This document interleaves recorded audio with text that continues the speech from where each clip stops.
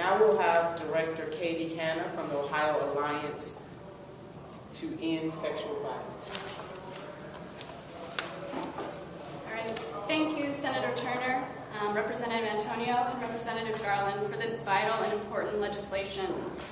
Data releases, Jackie talked about from the CDC, indicates that 16.2% of women, we're talking about 743,000 women in the state of Ohio, have been raped in their lifetime. Following a rape, a survivor presenting to the emergency room has up to 120 hours to obtain emergency contraception. If a survivor even reports to the ER, it is common that she's going to report very close to the end of that window to access EC. Survivors have just been victimized. A crime has just been committed against them. Survivors in every county, every city, every township, every village in the state of Ohio deserve the same access to medical treatment, regardless of which hospital they seek care at.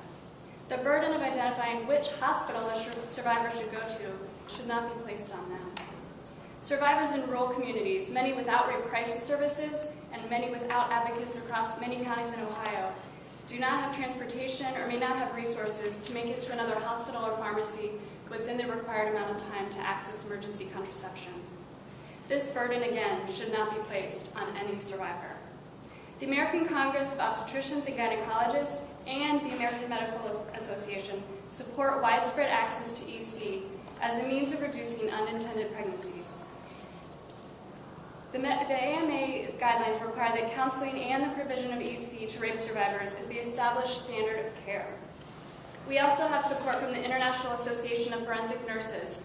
Their position statement includes the following. While we respect the beliefs of our colleagues, we acknowledge our first obligation is to provide care to our patients. Therefore, we support the creation of protocols and procedures that will allow victims of sexual assault worldwide immediate access to emergency contraception. Also, the Ohio Protocol for Sexual Assault, Forensic and Medical Examination, which was revised in 2011, recommends that EC fact sheets should be given to all survivors prior to signing medical treatment and consent. On behalf of survivors and service providers all across Ohio, the Ohio Alliance to End Sexual Violence supports the CARE Act. The CARE Act will ensure that all sexual assault survivors get the medical treatment they need and deserve following an assault. The CARE Act will ensure that all hospital emergency rooms provide information to survivors on preventing pregnancy and sexually transmitted infections, require that hospitals promptly offer EC to survivors, and provide the medication if she accepts the offer. All survivors in every community in Ohio deserve equal access to treatment following a rape. It is not their fault that they are raped, and it's not their fault where they live and which hospital they walk into to access emergency services. Let's ensure that every survivor in Ohio receives the best possible medical care that they have every right to receive. And now I'm going to turn it over to Jamie.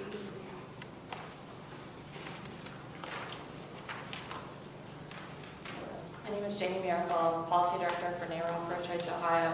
And I would like to thank you, Senator Turner and Representative Antonio and Garland, for reintroducing this critical legislation.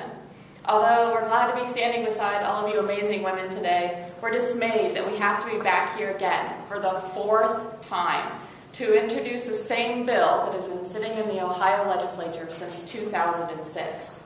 Today we call on Speaker Batchelder and Senate President Niehaus to move these bills quickly through the legislative process.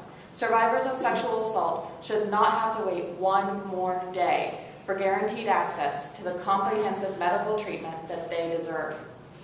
This bill is simple. As been explained before, it requires hospitals to have policies in place that ensure that survivors of sexual assault get access to pregnancy prevention and preventative treatment for sexually transmitted infections.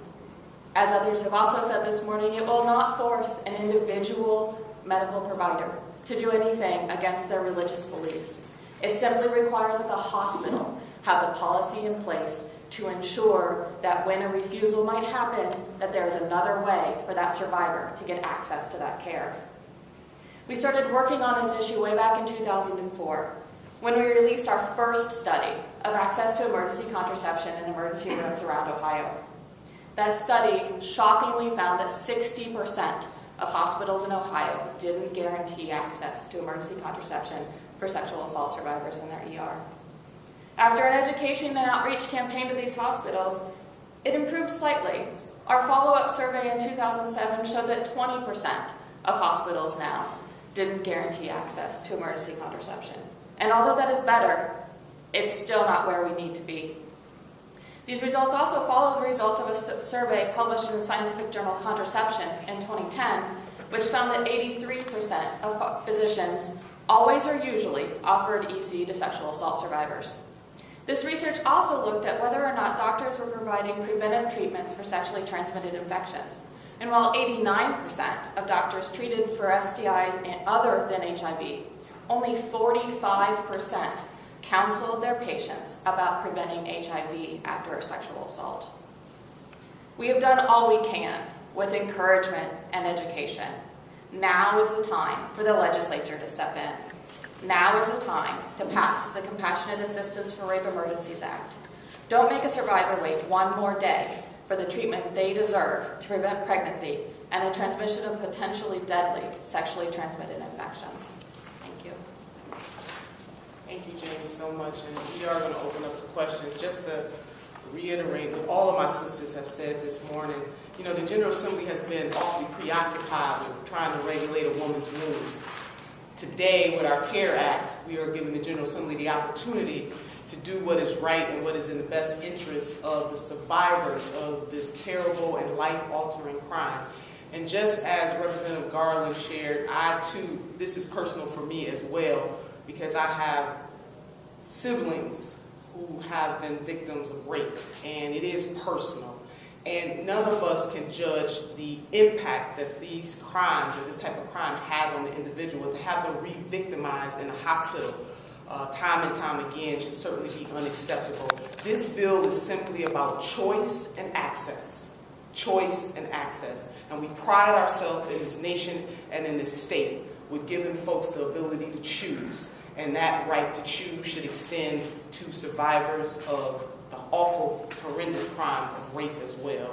So Senate Bill 283 should be supported expeditiously, as Jamie has just articulated, and the House bill, our companion piece in the House as well. This is absolutely a no-brainer, and Jackie got it right. Common sense just ain't common anymore.